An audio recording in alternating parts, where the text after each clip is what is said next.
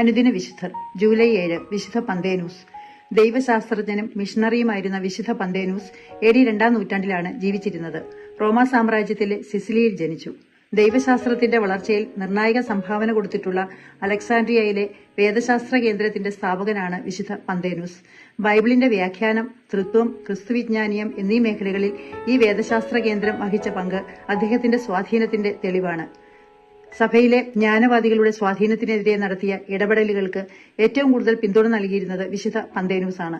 അലക്സാൻഡ്രിയയുമായി വ്യാപാരബന്ധമുണ്ടായിരുന്ന ഇന്ത്യയിലെ ക്രൈസ്തവർ അദ്ദേഹത്തെ ഇവിടേക്ക് ക്ഷണിക്കുകയും അദ്ദേഹം ഇവിടെ വന്ന് ബ്രാഹ്മണ പണ്ഡിതന്മാരുമായി സംവദിക്കുകയും ചെയ്തു. ക്രിസ്തുമത വിശ്വാസം ഇവിടെ ശക്തമാകുന്നതിന് അത് കാരണമായി തീർന്നു. ഇന്ത്യയിലെ ക്രിസ്ത്യാനികളുടെ ഇടയിൽ മത്തായി ശ്ലീഹായുടെ സുവിശേഷത്തിന്റെ ഹീബ്രു ലിഖിതം കണ്ടെത്തിയെന്നും അങ്ങനെയൊന്ന് അവരിൽ നിന്ന് ഉപഹാരമായി സ്വീകരിച്ചാണ് അദ്ദേഹം അലക്സാൻഡ്രിയയിലേക്ക് മടങ്ങിപ്പോയതെന്നും ചരിത്രരേഖകൾ സൂചിപ്പിക്കുന്നു.